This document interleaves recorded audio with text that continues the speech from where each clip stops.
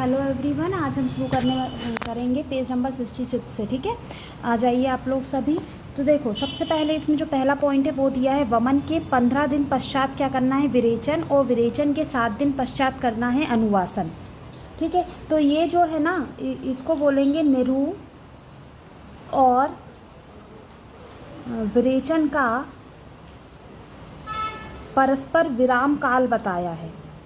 ठीक है, किन्होंने बताया है विराम का? चरक ने बताया है। चरक सिद्धि स्थान अध्याय 3 के 26वें चैप्टर में बताया है कि विरेचन के 7 दिन पश्चात अनुवासन देते हैं, है ना। 7 दिन तक निरु देंगे, निरु के 7 दिन बाद फिर विरेचन का प्रयोग करना चाहिए। देखो, एक तो ये वमन वाला दिया है ना, और ये कितने दिया है, वमन के 15 दिन बाद विरेचन, 16वें दिन फिर क्या करना है आपको, निरु का प्रयोग, निरु के तुरंत बाद अनुवासन, और विरेचन के 7वें दिन अनुवासन का प्रयोग बताया है। तो देखो, ये जो है ना, इसको वमन विरेचन का विराम काल से समझते हैं। तो चरक ने क्या बोला है, चरक ने बोला है, लिख लीजिए यहाँ, विरेचन के 7 दिन तक विरेचन दिया, उसके बाद 7 दिन तक क्या देना है आपको, निरुवस्ती देना है। ठीक है, और निरु के 7 दिन बाद तक, 7 दिन बाद तक क्या देना है, 7 दिन बाद क्या देना है, फिर से विरेचन देना है। मतलब 7-7 दिन का गैप करना चाहिए। देखो, यदि आपने विरेचन दिया तो 7 दिन तक कुछ नहीं देना, फिर 8वें दिन क्या देंगे, निरुवस्ती देंगे। ऐसे यदि आपने मान लो निरु दी तो 7 दिन तक कुछ नहीं देना है, फिर क्या देंगे, विरेचन देंगे। ये है आपका वमन और निरुवस्ती का विरेचन कर। इसी तरह सुश्रुत ने बोला है, सुश्रुत ने विराम काल के बारे में क्या बोला है, इन्होंने बोला है कि वमन से 15 दिन तक, 15 दिन तक कुछ नहीं देंगे, 16वें दिन क्या देंगे अपन, विरेचन देंगे। ठीक है, और फिर विरेचन 15 दिन तक, 15 दिन बाद विरेचन, 16वें दिन निरु, 15 दिन बाद क्या देंगे, विरेचन। ये 15वें दिन दिया, 16वें दिन क्या देंगे अपन, निरु देंगे, और निरु के तुरंत बाद क्या दे देंगे अपन, अनुवासन दे देंगे। ठीक है, ये आपका क्रम बताया गया है। जबकि मान लो आप विरेचन अकेला देते हैं तो विरेचन के 7 दिन तक, 7 दिन बाद क्या देना है, अनुवासन या निरुवस्ती देना है। 7 दिन तक कुछ नहीं देना। ठीक है, ये जो एक सीक्वेंस है ये कहाँ दिया गया है, सुश्रुत चिकित्सा स्थान अध्याय 36 के 52वें श्लोक में दिया गया है। ठीक है, ऐसे इन्होंने बोला है कि वमन के 15 दिन पश्चात विरेचन देना है, और विरेचन के 7 दिन पश्चात अनुवासन का विधान बताया गया है। ऐसे ही बोला है कि वमन के 16वें दिन पश्चात निरु देना है ना। ये वमन के 16वें दिन क्या देना है, निरु देना है, और निरु के तत्काल बाद अनुवासन दिया जाना है। यही लिखा है, बस अलग लैंग्वेज में दिया है। ठीक है, अब देखो, ये बताया है अनुवासन वस्ती हेतु श्रेष्ठ काल कौन सा होता है, प्रदोष काल। प्रदोष काल शाम 4 से 7 बजे का जो समय होता है ना, वो प्रदोष काल कहलाता है। आस्थापन वस्ती हेतु श्रेष्ठ काल क्या है, मध्याह्न में, मतलब दोपहर में 2 से 4 बजे तक दे दो। ठीक है, वमन विरेचन हेतु श्रेष्ठ काल पूर्वाह्न में, सुबह 5 से 7 बजे तक दे दो, ये 4 से 6 बजे तक दे दो। ठीक है, तो ये आपको क्लिनिकली भी यूज़ करना है। ठीक है, यदि आप किसी को अनुवासन वस्ती हेतु बुला रहे हैं तो उसको इवनिंग का टाइम दो। आस्थापन वस्ती बुला रहे हैं तो उसको दोपहर में बुलाओ। यदि वमन विरेचन सुबह बुलाओ। ठीक है, फिर आता है वस्ती का प्रत्यागमन काल। तो देखो, शीत ऋतु में, शीत में, बसंत में दिन में अनुवासन देना है। ठीक है, शरद में, ग्रीष्म में, घना घने मतलब बादल हो रहे हों, और रात्रि, घना घने मतलब वर्षा। ठीक है, रात्रि में अनुवासन देना है। ठीक है, 3 ऋतुओं में रात्रि में देना है, शरद, ग्रीष्म, वर्षा, और शीत और बसंत में दिन में अनुवासन देना है। ठीक है, सुश्रुत ने क्या बोला है, सुश्रुत ने शब्द यूज़ किया है दिवांते। ठीक है, सुश्रुत ने अनुवासन के लिए कौन सा शब्द यूज़ किया है, दिवांते यूज़ किया। चलिए अगले टॉपिक पर जाइए, वस्ती का प्रत्यागमन काल। वस्ती का प्रत्यागमन का ये छोटे छोटे पॉइंट है पर बहुत इंपॉर्टेंट है, इसलिए इसको ध्यान से पढ़ना। रटोगे तो नहीं याद होगा, समझोगे तो याद हो जाएगा। ठीक है, आस्थापन वस्ती के लिए 1 मुहूर्त, 2 घड़ी या 48 मिनट, बहुत इंपॉर्टेंट है, कई बार क्वेश्चन आया है। आस्थापन वस्ती को क्या बोलते हैं, निरुवस्ती बोलते हैं। अनुवासन वस्ती के लिए अहोरात पश्चात चिकित्सा करते हुए निकलने का समय 3 यामी है। तो देखो, अनुवासन में आ रहा है, इसी में आपका अहोरात भी आ रहा है, और इसी में 3 आ रहा है। ठीक है, निरुवस्ती में 2 घड़ी 48 मिनट, ऐसे करके आप याद कर सकते हो। ठीक है, अगला आ जाइए। अगला है अनुवासन वस्ती भोजन के तुरंत बाद दी जाती है। है ना। और निरुवस्ती निराहार या भोजन के जीर्ण होने पर दी जाती है। एक बार ये क्वेश्चन पूछा गया था, ठीक है। अन्न के जीर्ण होने पर कौन सी वस्ती दी जाती है, तो अन्न के जीर्ण होने पर निरुवस्ती दी जाती है, ठीक है। देखो इसके लिए शब्द आया ना, वो आया है आर्द्र पाणी अवस्था में। आर्द्र पाणी मतलब जैसे आप खाना खा के हाथ धोते हैं ना, तो वैसे ही हाथ गीले होना चाहिए, उस समय आपको देना है, ठीक है। फिर अगला है आपका स्नेहन नश्य की मात्रा। स्नेहन नश्य की मात्रा की बात करें तो उत्तम मात्रा स्नेहन नश्य क्या बताया है, प्रतिमर्श नश्य, ठीक है। अपीड़क नश्य, मर्श नश्य, 3 स्नेह होते हैं, तो यहाँ तीनों को ही आप लिख लीजिए। प्रतिमर्श नश्य, सॉरी एक अलग बनाते हैं, लिखिए प्रतिमर्श, ठीक है।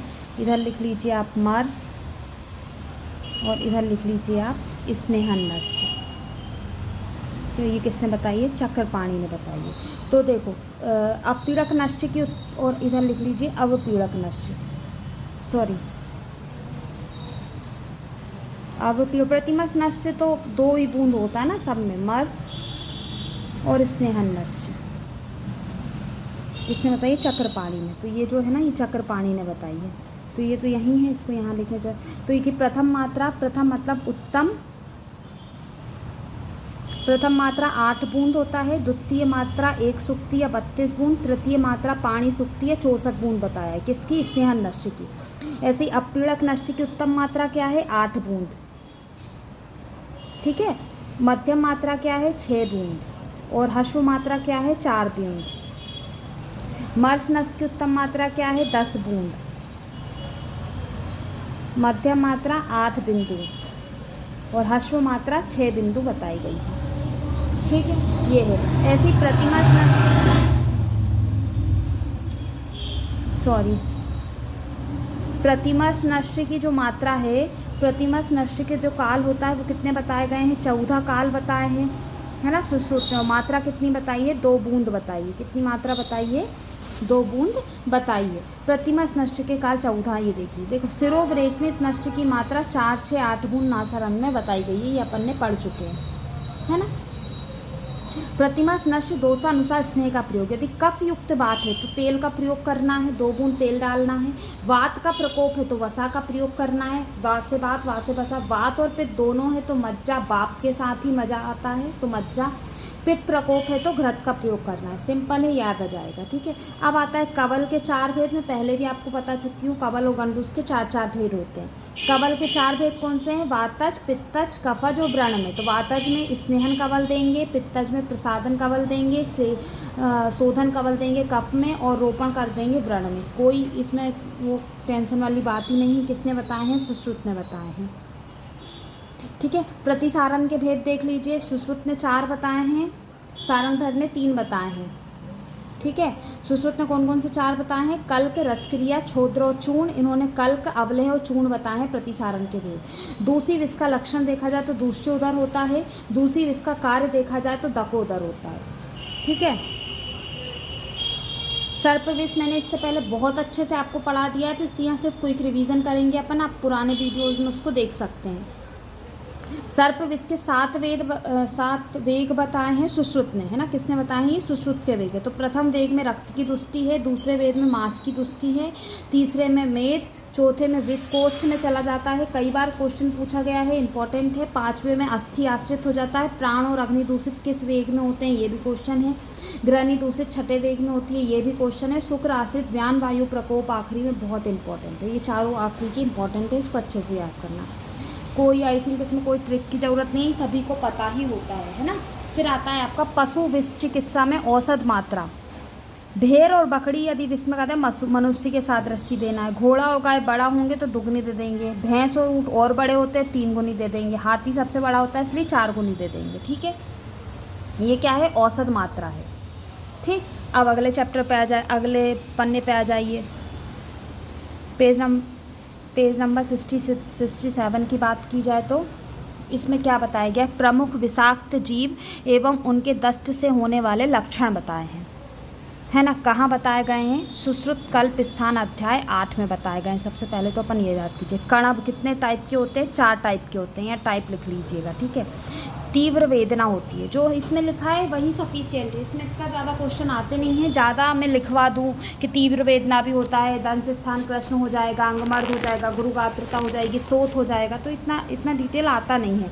गलगोलिका, गलगोलिका कितनी संख्या बताई गई है? 6 बताई गई है। गलगोलिका में क्या होता है? गलगोलिका में होता है आपका हृदय पीड़ा और अतिसार। अतिसार इंपॉर्टेंट है, हृदय पीड़ा और अतिसार होता है, ठीक है। फिर आता है आपका मंडूक। मंडूक के प्रकार कई बार पूछे गए हैं, तो मंडूक कितने प्रकार के होते हैं? 8 प्रकार के होते हैं। मंडूक 8 प्रकार के होते हैं, और ये पूरा आया है क्वेश्चन, ठीक है। मुख से पीत फेन की प्रवृत्ति किस में होता है? ठीक है, पीत फेन आगमन किसका लक्षण है? तो मेंढक के काटने से पीले फेन की उत्पत्ति होती है, ठीक है। और चरक ने इसको क्या बोला है? यहाँ लिख लीजिए, चरक ने मंडूक के लिए बोला है एक दृष्टा, ठीक है। एक दांत से काटेगा, सोफ होगा, पीड़ा होगा, ठीक है। और दंश स्थान, दंश पर एक दंश होगा, ठीक है। फिर आता है आपका पिपलिका, पीपीलिका। पीपीलिका कितनी होती हैं आपकी? 6 होती हैं। आई थिंक चींटी को बोलते हैं ये, ठीक है। 6 प्रकार की होती है। अग्निवत पीड़ा, ये भी क्वेश्चन आया है एक बार। अग्निवत पीड़ा, लाल चींटी काटेगी तो वैसे ही होता है, शोथ हो जाता है ना। क्रकालक, गिरगिट। गिरगिट कितने प्रकार के होते हैं? तो गिरगिट के प्रकार पुरीस भेद होता है, अतिसार हो जाएगा। पुरीस भेद यानी क्या होता है? अतिसार, ठीक है। ये भी एक बार शायद क्वेश्चन आया है, ठीक है, चरक ने बताया है। उच्चिंट, उच्चिंट बहुत इंपॉर्टेंट है। स्तब्धलिंगता बहुत इंपॉर्टेंट है, ठीक है, पूछा गया क्वेश्चन है। उच्चिंट एक वृश्चिक होता है, ठीक है। उष्ण धूम, रात्रिक बिच्छू मुख से काटता है, दूसरे साध्य बिच्छू से अधिक पीड़ाकारी होता है। उच्चिंट एक बिच्छू है जो काय से काटता है? मुख के काटता है, आपका पूंछ से नहीं काटता, मुख से काटता है, दूसरों से ज़्यादा आता है। वो कहाँ बताया गया है? अष्टांग हृदय उत्तर तंत्र में 37 से 14वें चैप्टर में बताया गया है, ठीक है। स्तब्धलिंगता यही आया है इसके लिए, ठीक है। स्तब्धलिंगता ही आया है क्वेश्चन, ये इंपॉर्टेंट है। और इसकी चिकित्सा भी लिख लीजिए। इसका ट्रीटमेंट होता है शीतल सेक, ठीक है। शीतल सेक या शीतल परिसेक करना है। किसने बताया है? अष्टांग हृदय ने बताया, बहुत इंपॉर्टेंट है। ग्रे गोहिका जो रहती हैं वो 6 टाइप की बताई हैं। स्वेद की अति प्रवृत्ति होती है, ठीक है, स्वेद की अति प्रवृत्ति होती है, ये इम्पॉर्टेंट है, ठीक है। जो जो इम्पॉर्टेंट है वो सब मैंने इसमें बता दिए। कृष्ण व्यक्ति स्वप्न में अपने को गौरवर्णी, और यदि गोरा व्यक्ति स्वप्न में अपने आप को कृष्णवर्णी देखता है तो ये गर्व इसका लक्षण है। किसका लक्षण है? गर्व इसका लक्षण है, ठीक है। कि काला व्यक्ति स्वप्न में गोरा देखेगा, गोरा व्यक्ति स्वप्न में काला देखेगा। इसका ट्रीटमेंट क्या होता है? गर्विश की चिकित्सा देखो यहीं लिखा है, ताम्र चूर्ण से वमन कराना है, 1 साण मात्रा में स्वर्ण का सेवन करना है। कई बार क्वेश्चन आया है, ठीक है। ताम्र रज चूर्ण का प्रयोग करके वमन करा के 1 साण स्वर्ण का सेवन करना है। चरक चिकित्सा स्थान 23 में ये ट्रीटमेंट बताया है, ठीक है। स्वर्ण सेवन किए हुए, देखो वैदुर्य हीरा पन्ना को भी विषनाशक बताया है, इसलिए पन्ना पहनने वाले को सर्पविष नहीं काटता, इसलिए राजा लोग पहले पन्ना पहनते थे, ठीक है। आप लोग भी पहन लेना, ठीक है। स्वर्ण सेवन किए हुए व्यक्ति पर विष का प्रभाव उसी तरह नहीं होता जैसे कमल की पंखुड़ियों पर जल नहीं रुकता। ये कथन है चरक का। किसका कथन है? चरक का। स्वर्ण भस्म जरूर खा लें एक बार अपने जीवन में, ठीक है। अब असाध्य विषाक्त जीव बताए हैं। गलगोलिका में सर्पसिका नामक जो होती है वो असाध्य होती है। मक्षिका में स्थालिका और कसाई असाध्य है। मशक में पर्वतीय नामक मशक यानी मच्छर, ठीक है, जो पर्वत का मच्छर होता है वो असाध्य बताया है, ठीक है। गोधेरस, श्वेता, अग्निप्रभा, भ्रकुटी, कोटिक नामक विषाक्त जीव भी असाध्य माने गए हैं। टोटल असाध्य जीव कितने हैं? टोटल विषाक्त असाध्य कीट हैं 6, ठीक है। कौन कौन से? गोधेरस, श्वेता, अग्निप्रभा, भ्रकुटी, कोटिक, ये जो 6 बीस हैं ये जीव जो हैं ये असाध्य बताए गए हैं। और ये जो प्राणहर कीट हैं, प्राणहर कीट कितने बताए गए हैं? 9, ठीक है। 9 में कौन कौन सा है लिख लीजिए। ये प्राणहर कीट में देखो, प्राणहर कीट कितने बताए गए हैं? 9। तो एक तो हो गया आपका गलगोलिका, ये एक, ठीक है, 2 3 4 हो गए ना। एक गोधेरक 5, मक्षिका हो गया, मशक हो गया, सतपदी, सतपदी में लिख लीजिए श्वेता और अग्निप्रभा, ठीक है। मंडूक में लिख लीजिए भ्रकुटी और कोटिक। 5 6 7 8 9, तो ये जो 9 है जो प्राणा कीट बताए, ठीक है। अब आता है विषाक्तनाशक कीट हो गया। सर्प विषनाशक मणि मैंने बता दी हैं आपको, अष्टांग हृदय ने बताई हैं। सर्प विषनाशक मणि कौन कौन सी होती हैं? वैदूर्य होती है, ब्रज होती है, मरकट होती है, ठीक है, गंधर्व होती है, मुख दूषिका होती है। इतना इम्पोर्टेंट नहीं है, एक बार सुन लिया यही बहुत है, होता है कुछ ऐसा याद रखना, ठीक है। अब आता है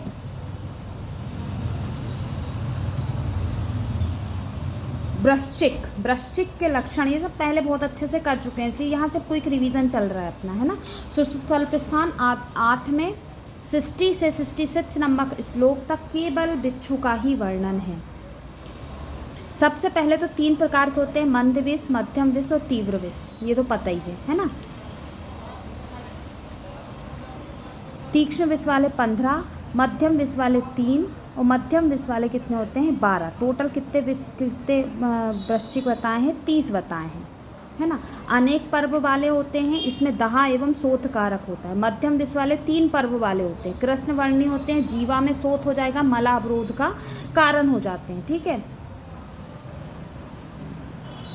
और तीव्र विष वाले 1 या 2 पर्व युक्त होंगे या पर्व रहित होंगे। ये एक बार क्वेश्चन आया कि पर्व रहित बिच्छू क्या होते हैं? तीव्र विष, मध्यम विष, मंद विष। तो पर्व रहित होगा तो पूंछ क्या होगी? पास में होगी, पूंछ पास में होगी तो विष जल्दी आएगा, तो पर्व रहित तीव्र विष वाला होता है, ठीक है। नाना वर्णी नाश एवं रोमकूपों रक्त प्रवृत्ति का कारण होता है, ठीक है, ये इंपॉर्टेंट है। एक बार क्वेश्चन आया है कि कृष्ण रक्तस्राव किस में होता है ना। तो कृष्ण रक्तस्राव जो होता है ना, कृष्ण रक्तस्राव जो होगा वो होगा आपके मंद विष वाले में, ठीक है। और नासा और रोमकूपों से रक्तस्राव होगा आपके तीव्र विष वाले वृश्चिक में, ये इंपॉर्टेंट है, ठीक है। अधिमंत बहुत बहुत बहुत इंपॉर्टेंट है। अधिमंत वायवा में भी इंपॉर्टेंट होता है, सब में इंपॉर्टेंट होता है। सुश्रुत उत्तर स्थान अध्याय 6 के 12 से 19वें चैप्टर में बताया गया। अधिमंत 4 प्रकार का होता है, वाताधिमंत, पित्ताधिमंत, कफाधिमंत, रक्ताधिमंत। इनके जो सिम्टम है वही पूछे जाते हैं। मध्यते अरणिवच्चा यच्च शीर्षो अधृश्यचा, ठीक है, मतलब नेत्र में कुंचन, आस्फोटन, अध्यमान, वेपथ्य होना और आधे सिर में वेदना होना, ये वातज अधिमंत का लक्षण हो जाएगा। रक्त राजी चितम स्त्रावी वहीने अवदाहते यक्रम पिंडकोपवम क्षारेन शक्ति च दहा, मतलब क्या हो जाना? रक्त के समान लाल हो जाना, अग्नि के समान दहा होना, यकृत पिंड के समान दहा होना, क्षार के समान दहा होना, मूर्छा होना, ये सब पित्तज अधिमंत के लक्षण हैं। नासा अध्यमान बहुत बार क्वेश्चन पूछा गया है और आशा लगा के आते हैं अपन वात, जबकि नासा अध्यमान में क्या हो जाएगा आपका? कफ। पासु पूर्णम आवलम बहुत बार क्वेश्चन पूछा गया है, बहुत इंपॉर्टेंट है, ठीक है। ये भी किस में जाएगा आपका? कफज अधिमंत में। एक और इसका पूछा जाता है रूपम पश्चति दुखेन, ये भी बहुत बार क्वेश्चन पूछा जाता है, तो ये भी किसका है आपका? ये भी कफज अधिमंत का लक्षण है। तो ये तीनों जो लक्षण हैं ये बहुत बार पूछे गए, नासा अध्यमान, पाशुपूर्ण विलंबता और रूपम पश्चति दुखेन किसका लक्षण है? तो कफज अधिमंत का लक्षण है, याद ही कर लेना। बिंदु जीव प्रतिकासम बहुत इंपॉर्टेंट है, ये भी रक्तज अधिमंत का लक्षण है, ठीक है। स्पर्श आश्रयता होना, रक्त मंद अरिष्टवत शुक्ल भागश्च लक्ष्यते, ठीक है, ये हो जाएगा। तो ये रक्तज अधिमंत का लक्षण बताया है, ठीक है। मारकता देख लीजिए, मैंने तभी याद किया था, कवर पे, कवर पे से क्या हो जाएगा? 7650 सुश्रुत ने बोला है और 7530 बाघवत ने बोला है। मतलब कफ की मारकता 7 दिन, वात की मारकता 6 दिन, रक्त की मारकता 5 दिन और पित्तज मारकता तुरंत अधिमंत में क्या हो जाता है? मारक होता है। ऐसे ही 7530 बाघवत ने बोला। मारकता भी इंपॉर्टेंट है। केवल लेखन कर्म योग्य रोग कौन से हैं? स्याववर्त और कदर्मवर्त में केवल लेखन करना है, ठीक है। छेदन से पूर्व लेखन करते हैं उत्संगनी में, क्योंकि उठी हुई रहती है तो पहले इसको घिसेंगे थोड़ा और फिर काटेंगे। कुंभिका वर्त में शर्करा में। पित्त विदग्ध दृष्टि में त्रिफलाघृत देना है, श्लेष में विदग्ध दृष्टि में तीव्रत घृत देना है। इसको सिर्फ एक बार आपको पढ़ना है, याद करने की कोशिश नहीं करना है, मैं बार बार यही कह रही हूँ।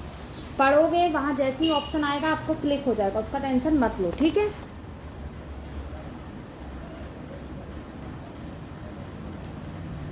अब अगले पन्ने पे आ जाइए। अगला पन्ना है अपना पेज नंबर 68 है ना, 68। तो देखो इसमें अब पहला लक्षण क्या बताया गया है, प्रतिसाय का बताया गया है। किसका लक्षण बताया गया है, प्रतिसाय का। सबसे पहले वातज प्रतिसाय आ जाएगा। तो वातज प्रतिसाय का लक्षण क्या हो जाएगा, तनु स्त्राव प्रवर्तनी गल तालु ओष्ठ शोष, है ना, सिंपल। तनु स्त्राव हो जाएगा, गल तालु ओष्ठ में शोष हो जाएगा। पित्तज परिस्त्राव में साधूम सहसा बहनी वमती चा मानता, ये क्वेश्चन पूछा गया है, ठीक है।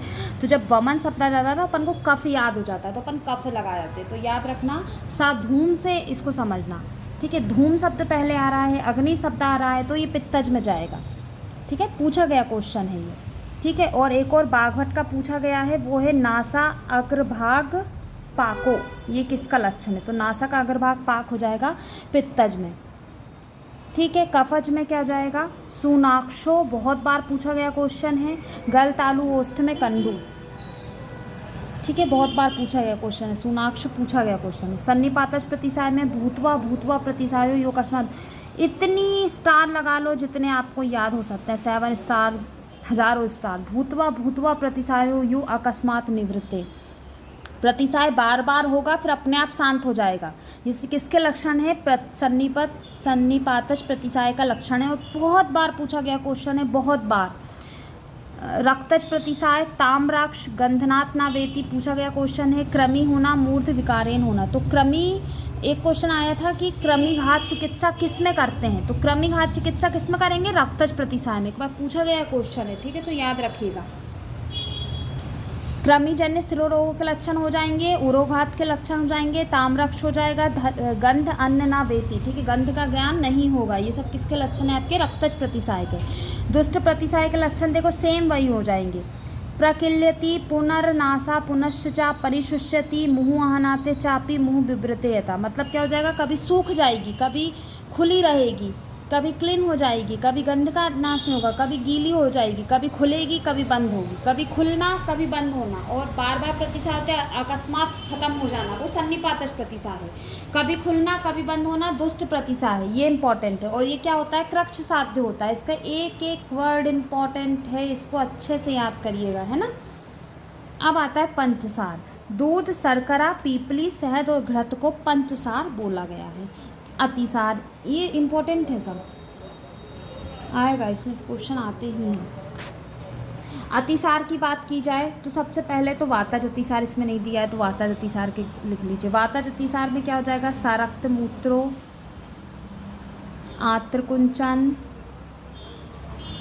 आत्रकुंजन, हृष्टरोमा। एक बार पूछा गया क्वेश्चन है, हृष्टरोमा किसका लक्षण है, कफ का नहीं है, वात का है, ठीक है, सुश्रुत ने बताया है हृष्टरोमा। भ्रष्ट पायु पूछा गया क्वेश्चन है, भ्रष्ट पायु ये किसने बताया है, बाघभट ने बताया है, पूछा गया क्वेश्चन है। और ये आया है क्वेश्चन, दग्ध गुणाभासम सापिच्छा परिकीर्तिकम, ये पूरा ऐसे कोटेशन उठ के आया था, और ये बाघभट का कोटेशन है। और किसके लिए बोला गया है, वातज अतिसार के लिए बोला गया है। लास्ट ईयर ही UPPSC में पूछा गया है ये, ठीक है। भ्रष्ट पायु, दग्ध गुड़, जले हुए गुड़ के समान, परिकीर्तिका होगी ये, और पिच्छल किस मल निकलेगा किसमें, वातज अतिसार में। तो ये पूछा गया क्वेश्चन है, ये पूछा गया क्वेश्चन है, ये पूछा गया क्वेश्चन, 3 क्वेश्चन तो एक ही लाइन से आए हैं। अब आता है आपका पित्तज अतिसार। पित्तज अतिसार में वेगान मास्तोयम, ठीक है, एक तो ये है। एक और इसमें जो पूछा गया क्वेश्चन है वो लिख लीजिए, वग्न संताप पाक किसका लक्षण है, तो वग्न संताप पाक किसका लक्षण है, आपके पित्तज अतिसार का लक्षण है। किसने बताया है, ये चरक ने बताया है ये लक्षण, ठीक है। उसके बाद दुर्गंधित उष्ण मांस तोय के समान मल निकलता है, सुश्रुत ने बोला है। कफज अतिसार का इतनी बार पूछा गया क्वेश्चन है ये, वेगा संकी, ठीक है, तो वेगा संकी नहीं आता, इसके लिए जो आता है ना कोटेशन वो लिख लीजिए, कृते अप्यकृते संज्ञा, मतलब किया हुआ ऐसा लगता है कर लिया पर नहीं होता अच्छे से, वेग का संग का बना रहता है, तो वो क्या हो जाएगा, कृत्याकृत्य संज्ञा कफज अतिसार, ये इंपॉर्टेंट है। सार लोम हर्ष, ठीक है, सार लोम हर्ष, सा प्रवाहिका, ये सब किसका लक्षण है आपका, कफज अतिसार का लक्षण है। सन्निपातज अतिसार का लक्षण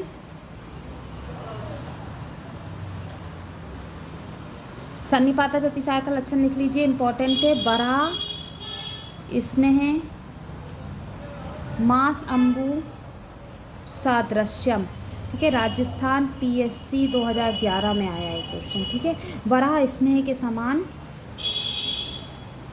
ठीक है, सन्निपातज में वराह स्नेह मासा अंबु सादृश्य, ठीक है, राजस्थान PSC में आया है। मतलब क्या, वराह स्नेह और मास अंबु के समान मल की प्रवृत्ति होना है।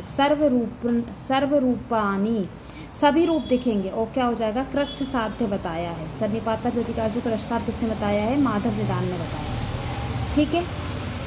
और बालक ने और वृद्ध में क्या बताया है, असाध्य बताया है, ठीक है। शोकज अतिसार, शोकज अतिसार में काकड़ान बनती प्रकृकासम सागंध निर्गंधम भाई, ये क्वेश्चन आया है, ठीक है। ये पूरा उठ के ही ऐसा आ गया है। और इसको भी कक्ष साध्य बताया है, कष्ट साध्य बताया है। आमज अतिसार और लिख लीजिए इधर,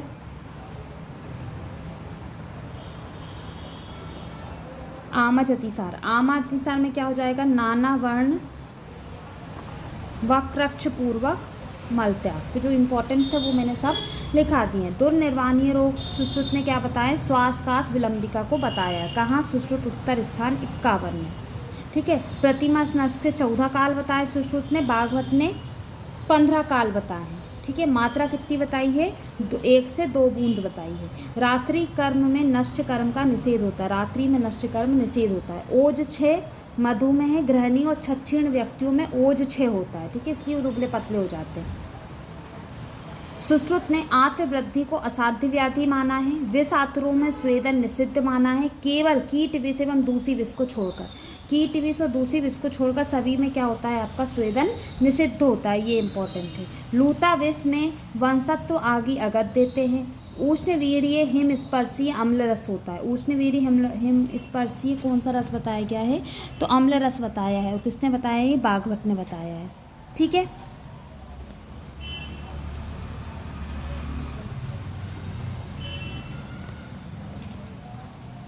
लूता तो अपन ने पहले ही पढ़ लिया है, कितनी होती हैं, 16 होती हैं। 8 कृच्छ साध्य, 8 असाध्य होती हैं, ठीक है। भागवत ने लूता के 28 प्रकार की बताई और 4 भेद बताएं। 4 भेद कौन से हैं, आग्नेय, वायवीय, सोम और उपादित, ये सब 7-7 होती हैं, है ना, ये सब बता दिया। अब आता सर्व प्रकोपक ऋतु कौन सी बताई गई, वर्षा ऋतु। प्लेग की जड़ी कांडीर को बोलते हैं, ठीक है। विषम ज्वर के भेद चरस सुश्रुत ने 5 बताए हैं, काश्यप ने 5 बताए हैं, हारीत ने कितने बताए हैं, 4 बताए हैं। हारीत ने कितने बताए हैं, 4 बताए हैं। और आपके लूता के उपक्रम कितने होते हैं, 10 होते हैं। श्रेष्ठ औसत कौन सी है, श्लेष्मातक और अक्षी पीपली है। ये सब ये रिवीजन है ना, इतना ही आपको प्रैक्टिस करना है कि अब जब पढ़ो तो ये इतनी चीज़ें आपको साथ में याद आती जाएं।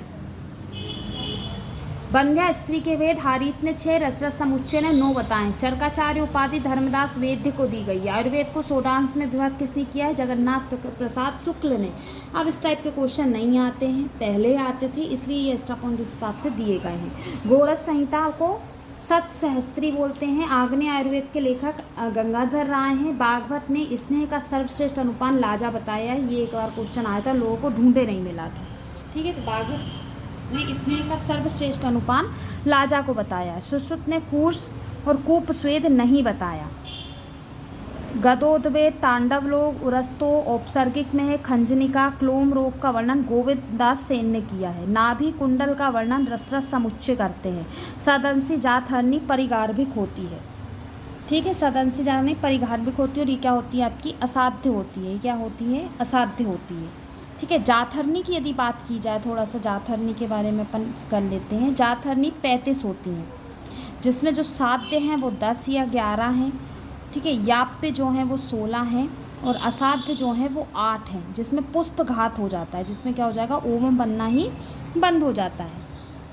और जो साध्य होती है ना, वो गर्भघाती होती हैं, ठीक है, गर्भघाती होती है। ये जातहरणी के बारे में बोला है।